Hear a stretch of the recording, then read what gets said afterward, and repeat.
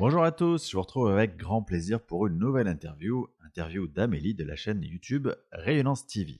Alors cette chaîne, si vous ne la connaissez pas, elle parle de spiritualité en général, d'enseignement spirituel, de médiumnité, de galactique, bref, que des sujets passionnants.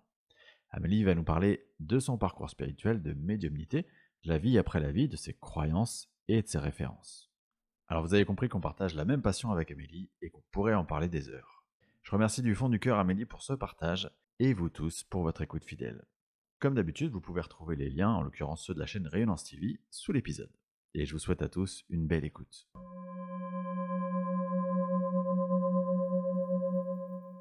Bonjour Amélie et merci beaucoup d'avoir accepté mon invitation pour ce podcast Entre deux mondes.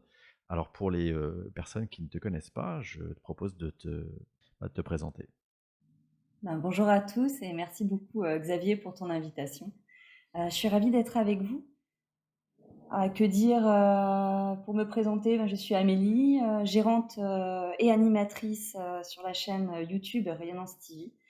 Je gère avec mon mari Anatole et ma belle-mère Anne, hein. C'est une chaîne qu'on gère tous les trois. On parle de spiritualité. On a de nombreux intervenants, de nombreux sujets qui sont abordés et on aide à notre niveau chacun à trouver l'information qui lui parle parmi toutes celles que l'on propose. Super. Est-ce que toi, la spiritualité, c'est un sujet qui a toujours été présent dans ta vie? Oui, ça a toujours été présent dans ma vie. Je dirais que c'est une histoire familiale, hein, finalement, du côté de ma mère. On est bretons dans la famille de cette branche-là et je pense qu'il y a vraiment quelque chose avec la Bretagne, quoi, si tu veux, à ce niveau-là. Il y a vraiment toute une éducation quelque part. Et depuis petite, hein, quand je suis malade, quand j'étais malade, ma mère m'emmenait chez le rebouteux, le magnétiseur, comme elle le dit. Et puis, ma grand-mère faisait le pendule. J'ai ma mère qui a fait aussi une expérience de mort imminente. Et toute petite, dans ma chambre, j'ai vu mon arrière-grand-mère qui était décédée quelques heures après son décès. Donc, si tu veux, tout ça, voilà, on part quand même avec des bases en se disant qu'il y a peut-être autre chose que ce qu'on connaît.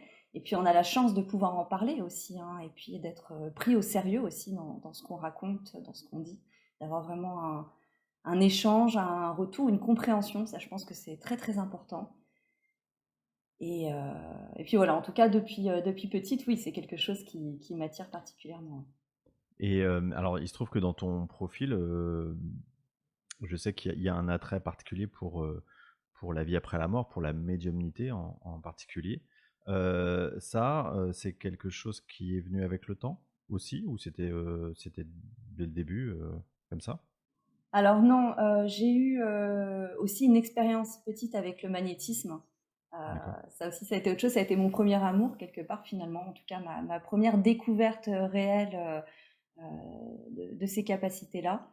J'avais vraiment les mains qui me brûlaient, qui me chauffaient, puis je les posais sur mon chien quand j'étais petite, ça lui faisait du bien. Et puis peu à peu, sur les membres de ma famille. En tout cas, il y avait vraiment un truc avec ça. Donc c'était resté à ce niveau-là.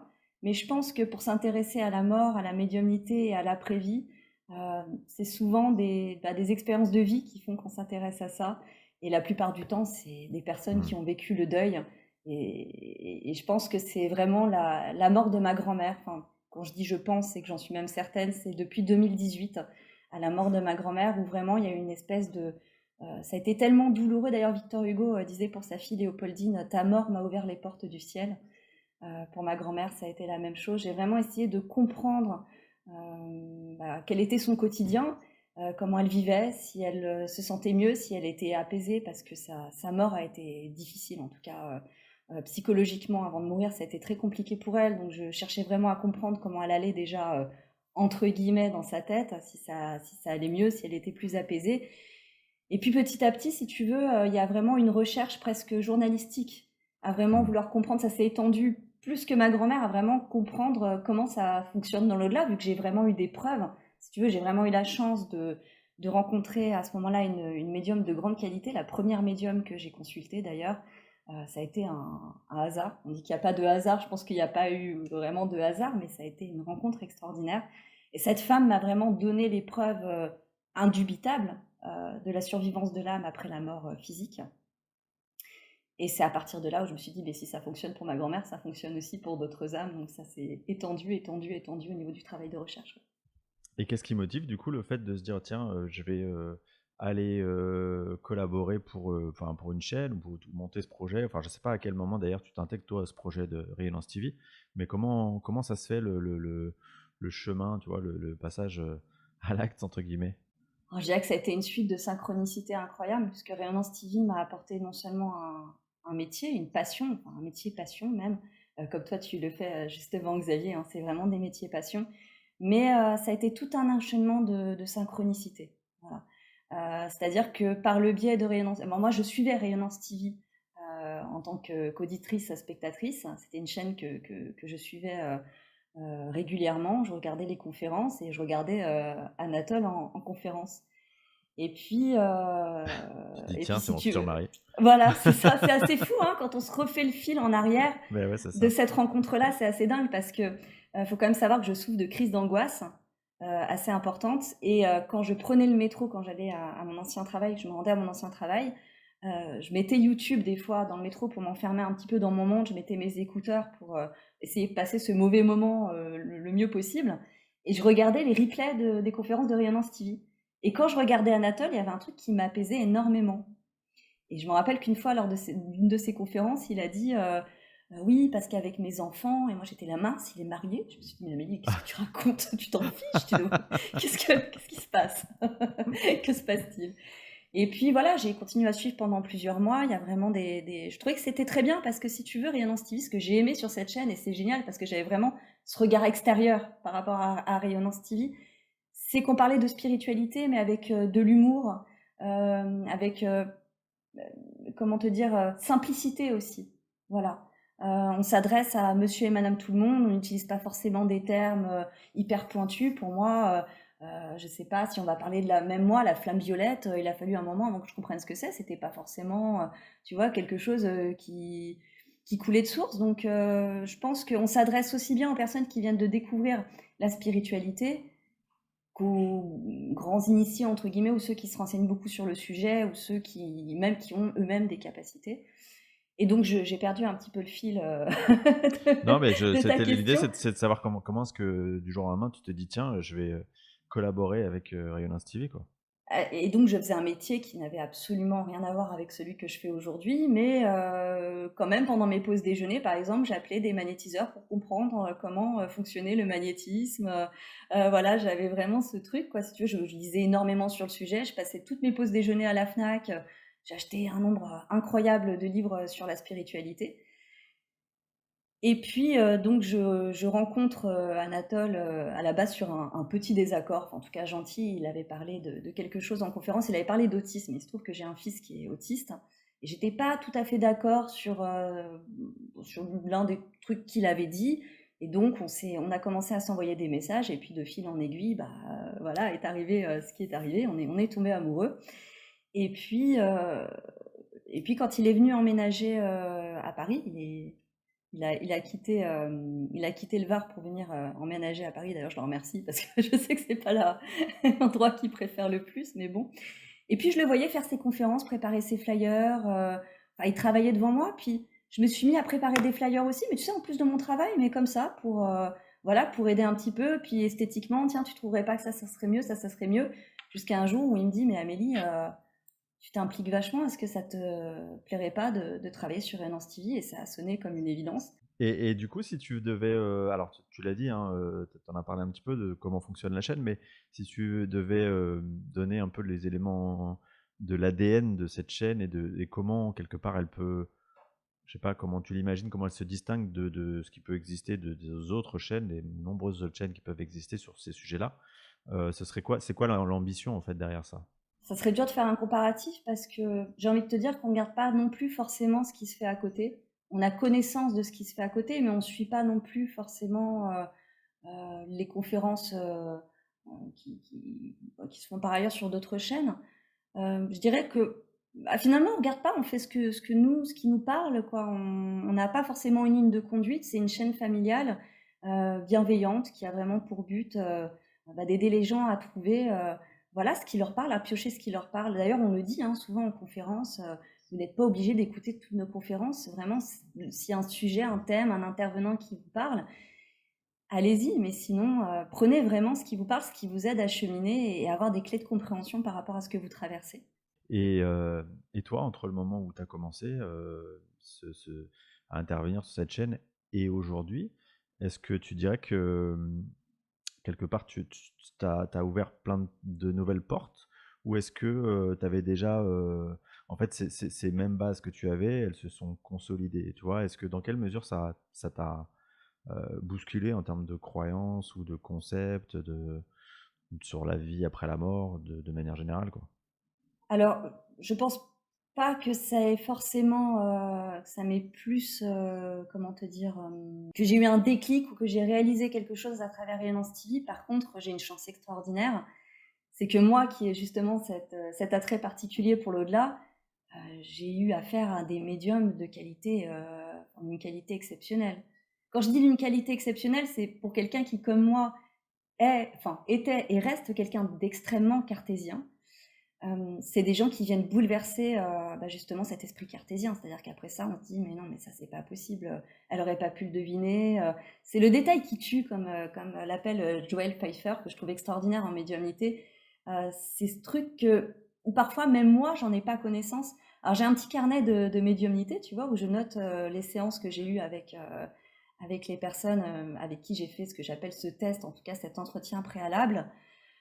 Et puis, des fois, je le fais passer à ma mère, je lui montre, puisque j'ai 3 ou 4 défunts de référence. Et puis, parmi ces défunts, il y a aussi voilà, le père de ma mère que je n'ai pas connu de son vivant, mais qu'elle, elle a bien connu. Et quand en plus, ça m'est confirmé par ma mère qui me dit, mais oui, il aimait ça, il aimait ça. Et moi, je ne pouvais pas le savoir. Donc là, en plus, j'écarte tu vois, l'idée que ça pourrait être, je ne sais pas, une autre capacité comme le mentalisme qui serait rentré en jeu. Et ça, c'est extraordinaire de vivre ces expériences à chaque fois. Ça, je trouve ça assez fabuleux. Quand tu fais ces, entre guillemets, tests, parce que le mot est peut-être pas bien choisi, mais quand tu expérimentes ces médiums, c'est toujours les mêmes défunts qui se présentent ou c'est à chaque fois différent et ces médiums-là, est-ce que ils ont tous la même approche ou au contraire, chacun a sa propre approche? Alors oui, le mot test, c'est pour ça que je le dis souvent, mais j'essaie de le remplacer par entretien préalable ou autre chose. Si tu as quelque chose de plus sexy à me proposer, moi je veux bien au contraire, parce que c'est toujours délicat de dire à un médium, je vais vous faire passer un test. Ouais. Ça peut vraiment être un petit peu stressant même des fois, voilà, mais c'est euh, au-delà du test, c'est plus voilà l'expérience que j'ai besoin de vivre moi aussi pour sécuriser aussi les personnes qui pourraient consulter le médium. J'en ai oublié ta question, Xavier. Ben, déjà, est-ce que c'est tout le temps les mêmes défunts qui se présentent de ton côté? Parce que j'imagine que tu nous as parlé tout à l'heure de certain nombre de défunts, c'est toujours les mêmes? Enfin, c'est toujours, tu les appelles toi? Ou est-ce que c'est un tel ou un tel qui vient se présenter? Comment ça fonctionne? Alors ça dépend déjà du fonctionnement du médium. Quelques rares médiums me disent: «Je n'ai pas besoin de photos, il viendra ce qui viendra». Et puis, certains me demandent un prénom et d'autres me demandent un prénom et des photos. Alors je sais que ma grand-mère est devenue mon bras droit dans la médiumnité. C'est ça qui est assez fou, c'est que notre relation a continué, mais autrement. C'est-à-dire qu'aujourd'hui, elle m'aide vraiment à c'est souvent elle qui se présente d'ailleurs, auprès des médiums. Elle a toujours son petit commentaire, c'est ça qui est rigolo. J'ai une médium qui m'a dit, «Écoute, c'est rigolo, ta grand-mère me dit: "Je sais pas si je dois lui faire confiance à celle-là"». Tu vois? Et puis oui, et puis il y en a d'autres, elle dit: «Ah enfin, poussez-vous, c'est moi», elle a toujours son petit mot d'entrée quoi, si tu veux. Elle va donner aussi son avis et son impression sur le médium. C'est là où je me dis: «C'est fou» parce que le médium rapporte la chose, vraiment telle quelle, hein, c'est pas toujours évident. Mais vraiment, j'ai l'impression que c'est vraiment mon bras droit dans cette recherche-là et quand elle se présente, je suis rassurée. Ah Je me oui, dis: «Ah, ça y est, c'est bon signe. c'est c'est le travail d'équipe qui commence». C'est rare qu'elle se présente pas. J'ai l'impression qu'elle se présente à chaque fois parce que c'est une forme de mission, si tu veux, pour Mmh, elle, dans ouais. au-delà de m'accompagner là-dedans. Et je pense que si elle est aussi présente auprès de moi, toujours, c'est parce qu'elle se sent investie aussi de cette mission-là.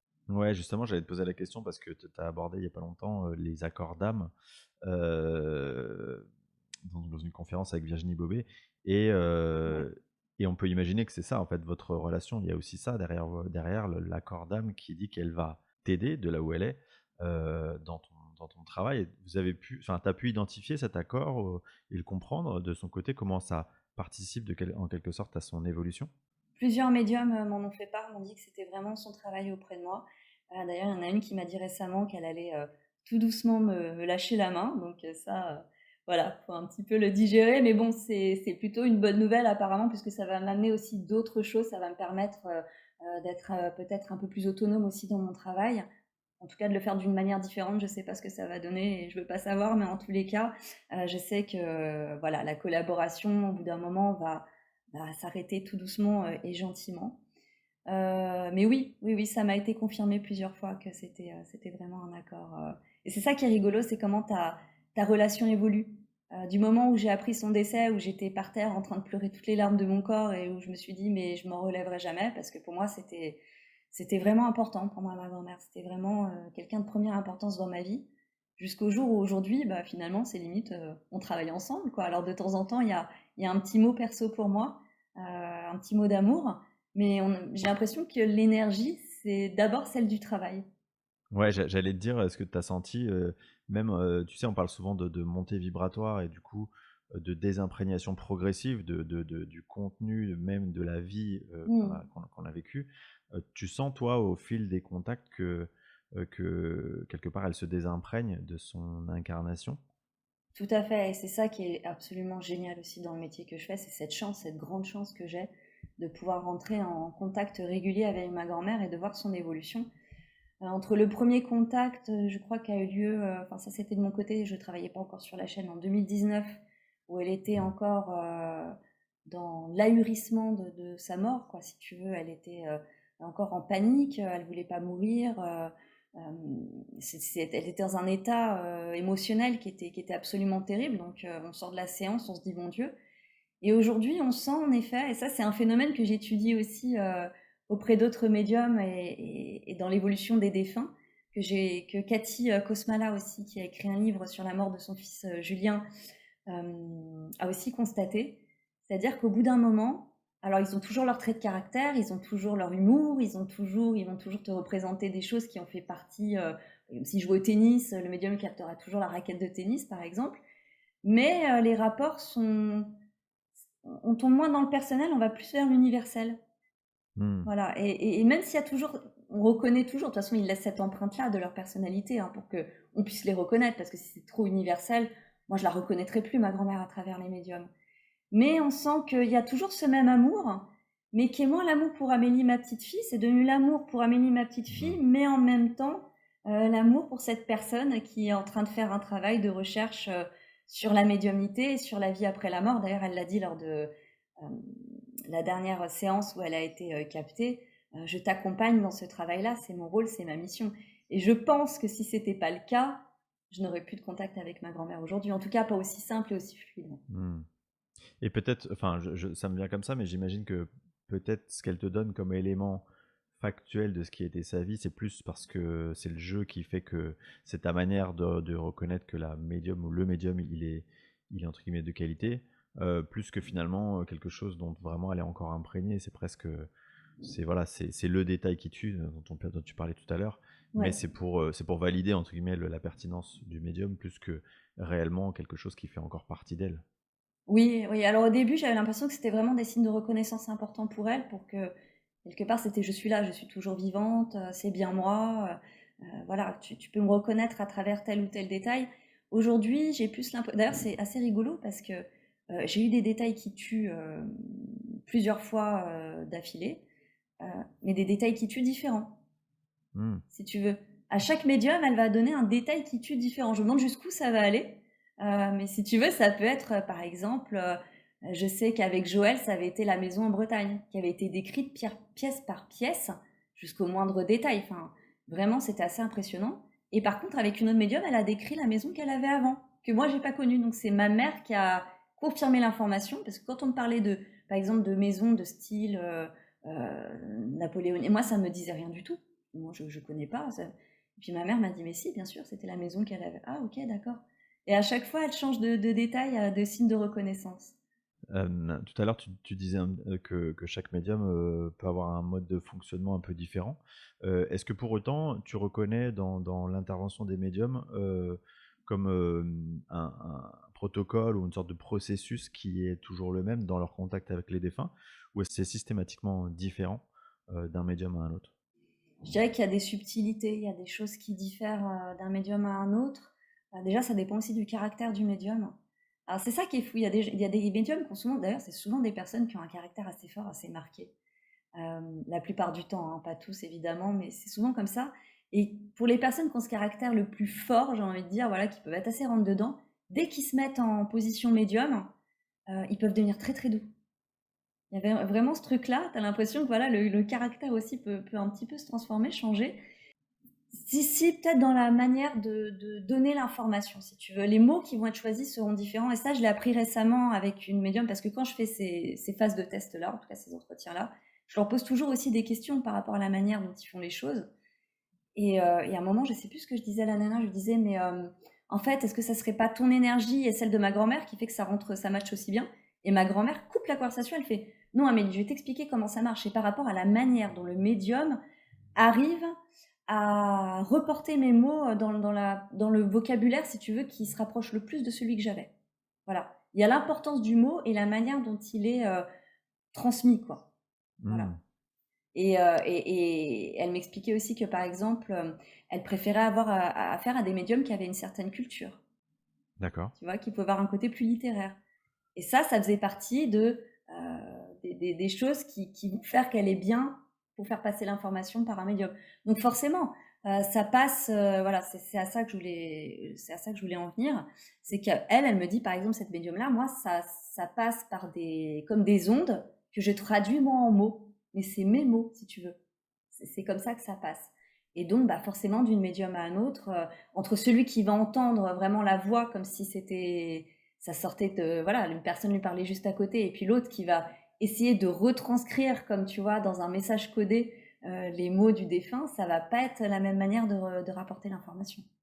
Dans du coup, tous les médiums que tu as rencontrés, toutes les interviews que tu as faites, hem, est-ce qu'il y a des interviews qui t'ont particulièrement touché ou marqué? Est-ce que tu peux nous en parler?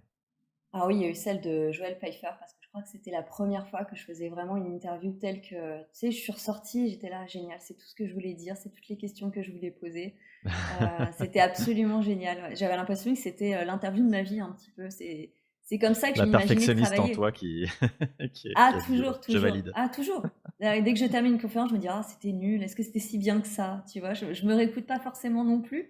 Et puis là, celle-là, j'étais sûre que c'était génial. Ça m'a procuré un sentiment, je me suis dit, oh là là, c'est super de vivre ça.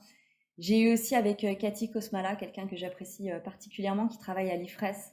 Et j'avais vraiment à cœur avec tout le travail merveilleux qu'elle fait avec les membres de l'équipe de l'IFRES, j'avais vraiment à cœur de mettre en valeur son ouvrage, mais aussi le rapport qu'elle avait avec Julien, d'avoir les bons mots, de l'interviewer de la bonne manière, de poser les bonnes questions. Et pareil, quand je suis ressortie, j'étais vraiment contente de cette interview.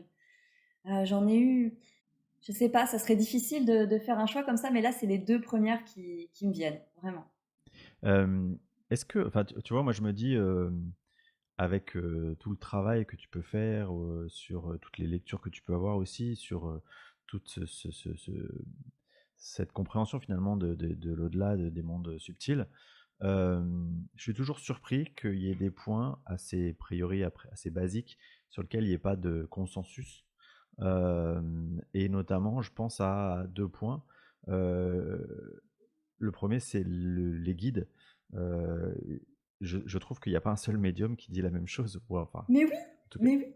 c'est assez impressionnant de constater que, bah, tout le monde a sa vision de comment il nous accompagne, combien il y en a, est-ce qu'on en a plusieurs, comment ils succèdent, est-ce que enfin, il n'y a pas un seul guide, il n'y a pas un seul, une seule personne qui dit la même chose. Comment toi tu vois les choses et c'est quoi ta croyance toi? Ah, c'est ça qui est difficile, c'est que ça bouscule toutes nos croyances, surtout quand on est cartésien et surtout quand on voudrait quelque chose qui soit clair et précis là-dedans et c'est impossible. C'est ça qui est assez fou, c'est mêler les 2, c'est-à-dire, avoir ce côté enquêtrice journalistique, à essayer de comprendre, à essayer de démystifier certains concepts et de l'autre côté, comme tu dis, il y en a qui disent: «Non, il y en a 3, il y en a 2, il y en a un», surtout pour les guides, tu as raison, c'est vraiment un truc, moi aussi, hein, ça m'a pas mal pris la tête. D'ailleurs, c'est une question que je pose régulièrement: «Mais toi, tu en as combien? Tu penses qu'il y en a combien?» Ce que j'aime, c'est les médiums qui me disent écoute, moi j'en ai deux, par exemple, hein, j'en ai deux. Je te dis pas que j'ai la vérité absolue, mais moi, c'est comme ça que je le ressens. Voilà. Et puis, tu en as d'autres qui vont dire non, c'est comme ça que ça marche. Il y en a trois. Il y en a un qui vous suit toute votre vie, puis il y en a un qui est là pour chaque, par exemple, pour telle ou telle problématique. J'ai envie de te dire, si on n'a pas la réponse, c'est qu'on ne doit pas l'avoir. Ça, c'est aussi quelque chose que j'ai appris à accepter. Au début, je me disais, mais il y a forcément un moyen de l'avoir, cette réponse-là. Et puis tu te dis, attends, tous les gens qui bossent là-dessus, il n'y en a pas un qui l'a. Donc, à un moment, il faut aussi comprendre que c'est peut-être qu'on ne doit pas avoir cette réponse-là, mais en tout cas, ça nous permet peut-être de nous faire une idée. J'ai envie de te dire, même sur l'idée du guide principal, moi, ça me plaît bien qu'il y en ait un qui reste du début à la fin, avec qui on peut avoir peut-être des rapports plus suivis, tu vois. C'est ça. Mais Ouais. Ben ouais, je pense que enquêter entre guillemets sur ce monde-là, c'est aussi travailler sur l'acceptation du fait que ces croyances, elles changent en permanence, en fait, que tout, il y a rien justement de permanent, qu'il faut accepter l'idée de dire, bah, on construit, on déconstruit, on reconstruit, on redéconstruit, etc. et de ne pas rester buté aussi. Mm. Parce que ça, c'est peut-être un défaut que j'avais au début, c'est de me dire non, mais moi, je pense que c'est comme ça, le reste, c'est perché. Et en fait, des fois, on tombe des nues, on se dit mais en fait, c'était pas si perché que ça. C'est la remise en question perpétuelle aussi des informations qu'on reçoit, tu vois, et qu'on prend pour acquis. C'est de se dire mais est-ce que j'ai raison de rester bloqué là-dessus, ou est-ce que peut-être que la personne qui a cette idée-là, qui a cette vision-là des choses, a peut-être pas raison elle aussi. Et ça demande aussi une mise à jour, si tu veux, régulière de nos croyances à ce sujet-là. Mais ouais, tu vois, moi, par exemple, sur ce sujet de remettre à jour les croyances, le sujet des galactiques, par exemple, pour moi, il y a encore quelques années, c'était un truc, voilà, c'était du perché, quoi. Et jusqu'au jour où bah, j'ai commencé ce métier et j'ai eu affaire à ces explorations de vie-là, dans des mondes parallèles. Et je me suis dit, mais en fait, non, en fait, c'est pas du tout perché, c'était ma croyance qui faisait que c'était, je le voyais comme quelque chose de perché. Mais en fait, c'est simplement quelque chose qu'il faut regarder avec un angle de compréhension un peu différent. C'est juste un changement d'angle de vue, en fait. C'est ça. Non, mais parce que le problème aussi, quand tu t'intéresses à ces sujets-là, c'est que tu vas essayer de te dire, enfin, je sais qu'on a un peu le même fonctionnement à ce niveau-là. C'est-à-dire qu'il y a un au-delà aussi pour les galactiques. Alors après, ça fait trop de paramètres à prendre en compte, si Ouais. tu veux. Mais moi aussi, j'avais cette idée-là que c'était très perché, que c'était pas, c'était vraiment de la spiritualité, pas du tout ancrée. Et puis en fait, au fur et à mesure, moi aussi, en avançant, et c'est assez récent finalement, je commence même à me rendre compte que dans les écrits d'Alan Kardec, on parlait des galactiques, que Camille Flammarion parlait des galactiques. Donc je me dis, bon, est-ce que c'est si perché que ça? Ouais, c'est ça. Oui, oui, oui. Et puis surtout, c'est toujours, je crois que c'est toujours la capacité de prendre du recul sur soi-même et sur ses croyances à soi et se dire, ah oui, mais ça, c'est juste une construction intellectuelle qui m'appartient en fait. C'est ça le travail qui est un peu difficile à faire. Dans les autres questions qui font, sur lesquelles il n'y a pas de consensus, c'est est-ce qu'on est tous médiums? Moi, je n'y crois pas. Enfin, c'est mon avis personnel. Je pense que oui. Alors, si on se fie justement à la définition du médium d'Alan Kardec, oui, quelque part, on l'est un peu tous, parce qu'on peut tous avoir des ressentis défunt, tu vois, même le fait de sentir un effleurement sur le côté ou de l'air dans les cheveux, ça pourrait déjà être de la médiumnité, puisqu'on capte des mondes subtils. En tout cas, on les ressent dans notre corps. Maintenant, je pense que médium tel que je l'entends, médium complet tel que moi je l'entends, hein, c'est-à-dire entendre, voir, pas forcément les deux en même temps, hein. Il y a des médiums très bien qui entendent et qui ne voient pas, hein. C'est parce que je ne veux pas faire d'échelle de valeur là-dedans. Je trouve ça assez insupportable d'ailleurs, c'est quelque chose en ce moment qui se fait beaucoup. Faire des échelles de valeur entre les médiums, les noter, non, je trouve ça totalement terrible. Pour moi, tant que l'information est juste, c'est ok, peu importe comment ça a été reçu. Mais par exemple, suivre une formation pour capter, pour moi, non. Enfin, je veux dire, c'est quelque chose qui fait partie ou non de notre chemin de vie, des choses qui doivent se déclencher à tel et tel moment. C'est là où c'est difficile, parce qu'il faut faire rentrer aussi en compte le libre arbitre, ce fameux libre arbitre là-dedans. Mais je pense que si on doit avoir des capacités de médium, on les aura au moment où il faudra les avoir, sachant que la vie des médiums, quand on les étudie bien, quand on les côtoie, quand on les interroge sur la vie personnelle, Il y a peu d'entre vous qui se diraient: «Mon rêve, c'est d'être médium». Honnêtement, c'est souvent des parcours compliqués, complexes, c'est souvent de gros traumatismes. C'est souvent d'ailleurs comme ça que les capacités se déclenchent, hein. Dans 90 des cas, à moins que ça se soit fait à l'enfance et que c'est, Hmm. limite dès la naissance que cette capacité-là, a émergé. Sinon, la plupart du temps, c'est suite à un énorme traumatisme, un énorme bouleversement. C'est souvent des gens qui ont des vies, assez particulière avec beaucoup de bouleversements parce que je pense aussi que ça fait partie de ce qu'ils font, de comprendre aussi l'autre si tu veux. Eux-mêmes qui ont vécu toutes ces épreuves peuvent se mettre peut-être plus à la place de la personne qu'ils vont recevoir en consultation. Donc j'ai envie de dire oui, c'est beau la médiumnité, c'est magnifique, c'est une capacité qui est extraordinaire, mais il faudrait peut-être moins fantasmer sur cette capacité-là. En tout cas dans le sens de vouloir absolument capter soi-même les mondes subtils. Ouais, ouais, c'est vrai que alors c'est quelque chose que je dis souvent, moi, je désacralise un petit peu, ce que c'est que d'être médium et que qu'on soit médium depuis sa plus tendre enfance où, faut apprendre à être, enfant et avoir ces visions-là, ces perceptions qu'on maîtrise pas quand on est enfant, se construire en tant qu'adolescent puis adulte, ou comme tu le dis, vivre des chocs traumatiques, c'est des parcours souvent très, très difficiles. Et puis vivre, quotidiennement avec une médiumnité, savoir, quand il faut fermer, le rapport aux gens qui peut être aussi un peu différent parce que quand tu parles avec un médium, bah, souvent les gens qui côtoient les médiums, ils se disent: «Bah, tiens, est-ce qu'il sait tout de moi? Ou est-ce que, ou tiens, je vais lui poser cette question, mais en fait, je m'intéresse pas à la personne, je m'intéresse au médium et à sa connexion». Donc c'est souvent des parcours, où moi personnellement, un peu comme toi, je les envie pas et je suis très bien, à ma place.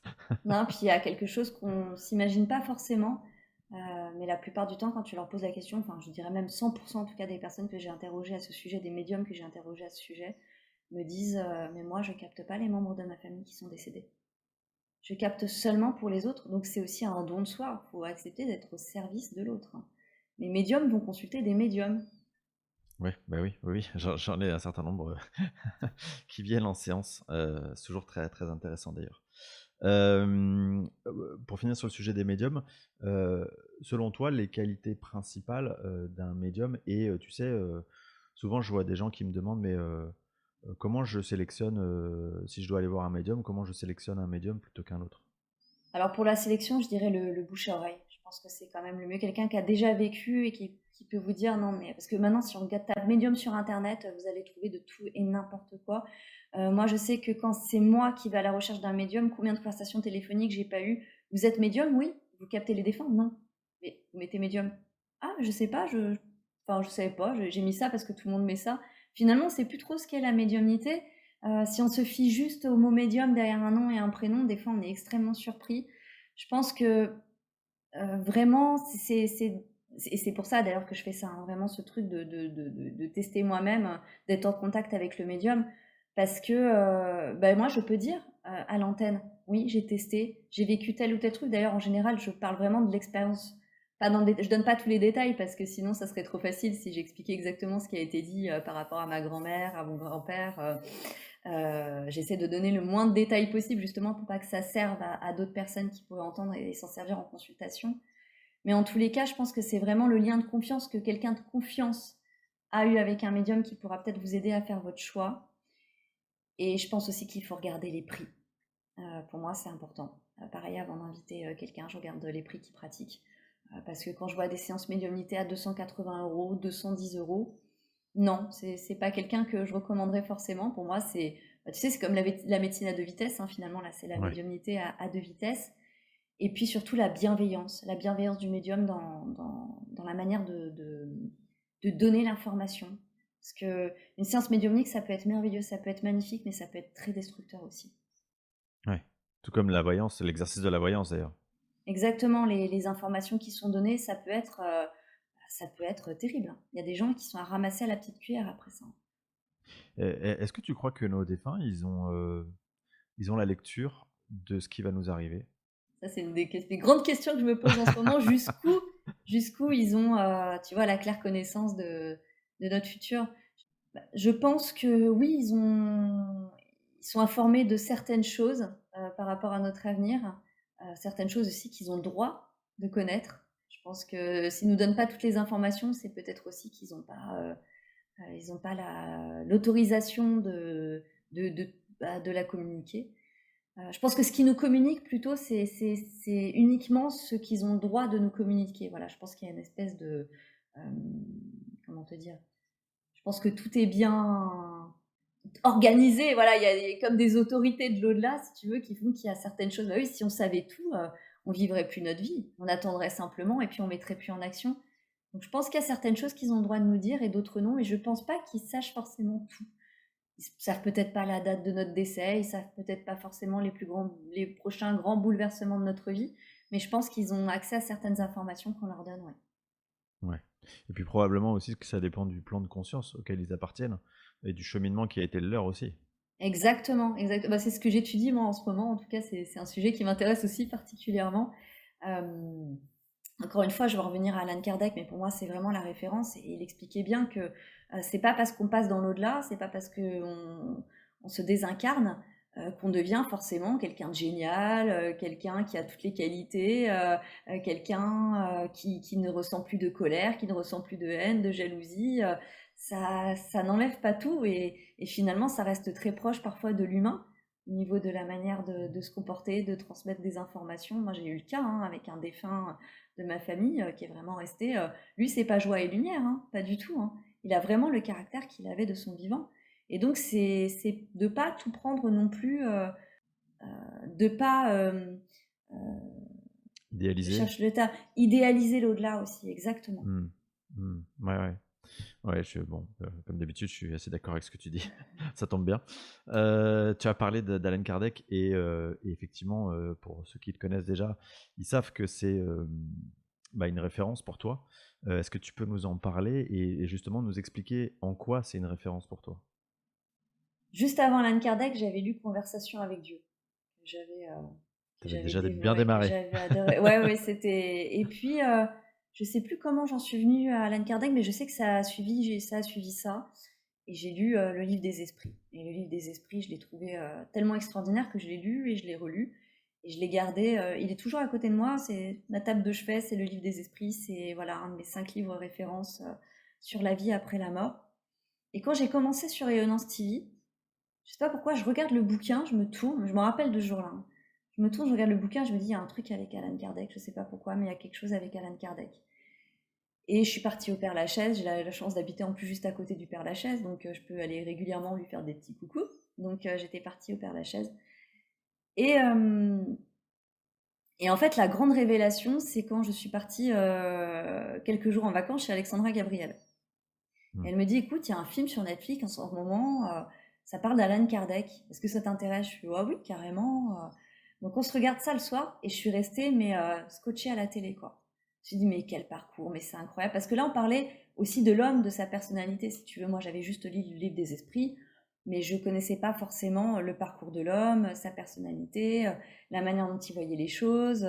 Et donc ça m'a vraiment mis l'eau à la bouche. Et là je suis rentrée dans un truc mais hyper compulsif où j'ai lu toutes les biographies que je trouvais d'Alan Kardec, j'ai acheté le livre des médiums, j'ai acheté comment ça s'appelle enfin j'ai acheté plusieurs bouquins j'ai même bah là j'ai la nouvelle biographie de Jean Prieur d'Alan Kardec absolument géniale. J'ai racheté Le ciel et l'enfer. J'ai acheté comment ça s'appelle déjà? Celui-là il est hard, hein. J'attends un petit peu de faire mes classiques parce qu'il est vraiment compliqué. Euh, Ça me reviendra plus tard. Ah, tu sais, c'est la Genèse selon le spiritisme. J'ai un énorme trou de mémoire. En tout cas, c'est les écrits bibliques vus sous le prisme du spiritisme. Et puis, je suis partie aussi à l'IFRES. Et l'IFRES, si tu veux, c'est un institut qui vraiment garde la même morale qu'Alan Kardec dans ce qu'ils font. Et pareil, j'ai eu l'impression d'être dans ma famille quand je suis allée là-bas, si tu veux. Ce que j'aime, c'est cette rigueur déjà dans le travail, cet esprit de synthèse, ce discernement qu'il avait, ce recul aussi par rapport aux informations, à cette analyse. On dit que c'est le codificateur, ce n'est que le codificateur du spiritisme. Pour moi, c'est un peu réducteur le concernant. Il a vraiment, pour moi, il a fait bien plus que ça. Hein. Il a pris des petites bases et il en a fait un truc extraordinaire. Ce qui est étonnant d'ailleurs, c'est quand on étudie un peu son parcours, c'est de voir qu'au-delà de tout son travail autour de la doctrine spirit, il y a aussi l'homme qu'il était et son parcours qui était un peu différent des parcours classiques de l'époque. Son éducation, sa vision déjà un peu des rapports humains, du lien à la femme. C'est assez étonnant de constater à quel point finalement c'était quelqu'un d'assez moderne pour son époque, en dehors de tous ses travaux sur la doctrine spirit, quoi. Ah, complètement, complètement. Puis c'est quelqu'un qui s'est beaucoup remis en question. C'est quelqu'un qui a, oui, même comme tu dis, même le rapport à la femme, moi je pensais pas du tout, hein. C'est vraiment en lisant cette biographie, si tu veux, je pensais pas forcément, par exemple, que Alan Kardec était un homme fidèle, par exemple. Et si, pourtant ça aurait été le cas, il a vraiment été fidèle à Amélie Boudet. Et elle, si tu veux, pareil, c'est une femme où je trouve que c'est assez malheureux. C'est que son travail aujourd'hui est effacé parce qu'elle a vraiment participé auprès d'Alan Kardec à la réalisation de tous ses travaux. Elle a quand même fait des travaux de secrétariat, de relecture, de synthèse, celle qui tenait les comptes. Elle a aussi, après la mort d'Alan Kardec, elle lui a survécu quand même 14 ans. Elle a continué ses travaux, enfin, elle a continué en tout cas à en parler, à le diffuser. Je trouve aussi que c'était une femme hyper moderne, hein, pour son temps. Et puis bon, elle Ouais. avait quand même presque 10 ans de plus qu'Alan Kardec pour l'époque. C'était euh, c'était pas Oui. commun non plus, hein. Et, et selon toi, du coup, qu'est-ce qui fait qu'aujourd'hui encore, 105 plus de 150 ans après, ça reste, vraiment, enfin, des livres de référence, en tout cas le livre des esprits, le livre des médiums, ça reste les références presque de quand on démarre un éveil, spirituel? Je sais pas si c'est la référence pour tous. Pour moi, c'est une référence, mais c'est peut-être pas non plus la référence de l'éveil pour tout le monde. Mais pour moi, en tous les cas, c'est une référence puisque, de toute façon, quand on lit les écrits, j'ai relu des passages du livre des esprits il y a quelques temps, je me suis dit, mais finalement, les choses n'ont pas tant bougé. On n'a pas eu non plus d'énormes révélations depuis les écrits d'Alan Kardec. Si ce n'est peut-être justement sur la partie galactique, on en était vraiment aux prémices et aujourd'hui, on commence vraiment à avoir de plus en plus d'intérêt d'ailleurs pour ces autres mondes-là. Mais sinon, sur le reste, je trouve que ça n'a pas beaucoup bougé. C'était un travail On lui a amené je ne sais pas combien de cahiers, il a fait tout un travail de synthèse, il a été aussi revérifier les informations derrière. Pour moi, c'est ce qu'il y a de plus complet. Et c'est rigolo parce que je voulais te poser aussi la question de la comparaison entre le travail d'Alan Kardec, de tout ce qu'il a mis en lumière, et de la spiritualité aujourd'hui.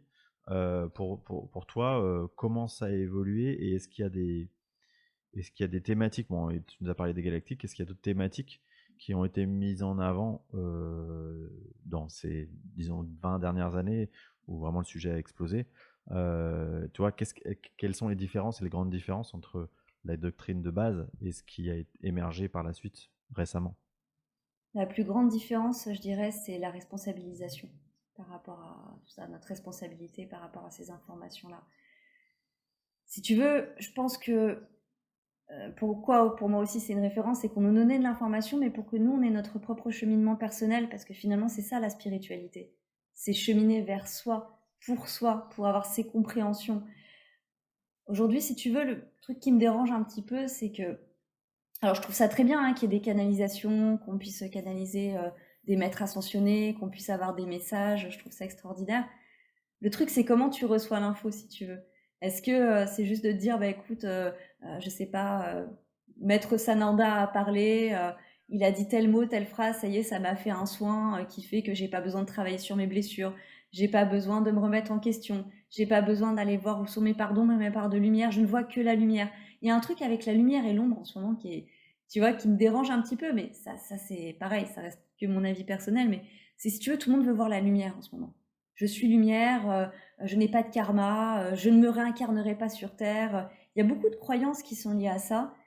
Et je pense que finalement, on s'éloigne un petit peu de ce que devait être pour moi la spiritualité, c'est-à-dire cheminer vers soi, c'est pas toujours rigolo. C'est d'ailleurs souvent pas du tout rigolo d'aller regarder ses blessures, de les analyser, de se dire ah ouais j'ai tel comportement bah, qui est peut-être pas cool, mais c'est peut-être aussi parce que j'avais pas compris tel truc. Qu'est-ce que je peux faire éventuellement pour changer? Et puis si j'ai pas envie de changer, accepter mes parts d'ombre aussi, si tu veux. C'est un travail, si tu veux, devrait y avoir pour moi un mélange entre tout ça et prendre en compte pas forcément toujours ce qui est beau, merveilleux, ce qui est toujours vouloir aller plus haut, plus haut, plus haut, aller chercher plus haut l'information, tu vois? Et pour moi, il y a ouais, peut-être qu'on part un petit peu trop haut, un petit peu trop loin et qu'on n'essaie pas de vraiment prendre les choses pour les intégrer entièrement avant de passer au niveau supérieur. Oui, alors je pense effectivement que c'est une des caractéristiques de notre société actuelle, le côté binge watching, là, tu sais, le fameux Ouais, on surconsomme, et on surconsomme de la spiritualité comme on surconsomme tout le reste. C'est-à-dire que finalement, on prend énormément d'informations, on prend ce qui nous intéresse, et puis finalement, on laisse le truc et on oublie d'aller se connecter à- bah, au sens même de la spiritualité. Tu l'as dit, hein, c'est d'aller chercher en soi bah, nos parts d'ombre aussi. Et quelque part, bah, on sait bien que l'expérience sur Terre, c'est la dualité. Donc, tu peux pas avoir cette recherche de lumière si tu n'as pas été te confronter à toi-même, à tes propres ombres. Et tu as raison d'insister là-dessus parce que je trouve qu'on n'en parle pas assez. En tout cas, il y a quelques thérapeutes, et merci à eux qui le font, qui en parlent souvent et qui remettent la responsabilité sur les personnes. Mais c'est quelque chose qui est malheureusement pas assez diffusé, je trouve. ouais, c'est ça, exactement. Ouais, je suis tout à fait d'accord avec toi. Et c'est pas pour autant qu'il faut pas aller. Je crache pas dessus, hein. Écoutez ce qui vous parle, hein. Moi aussi, de temps en temps, je vais écouter des choses que à la limite, je pourrais penser un peu plus perche. Ça me fait du bien à un certain moment d'entendre certains messages, mais faut pas oublier quand même de travailler sur soi, sinon ça sert pas à grand chose. Hormis Alan Kardec, tu nous as parlé de conversation avec Dieu. Toi qui lis énormément, et je sais qu'on a ça en commun, c'est quoi tes livres références? Bah, tu vois, je lis énormément, mais mon grand drame, c'est que je retiens pas tout. Et ça, c'est absolument terrible. Des fois, je suis obligée de relire. Et ça, je comprends pas très bien pourquoi on m'a donné cette faculté, parce que j'ai quand même une faculté à pouvoir lire, tu vois, un livre de 500 pages en 2 jours sans problème, très très vite. J'arrive vraiment à avaler beaucoup de mots en même temps.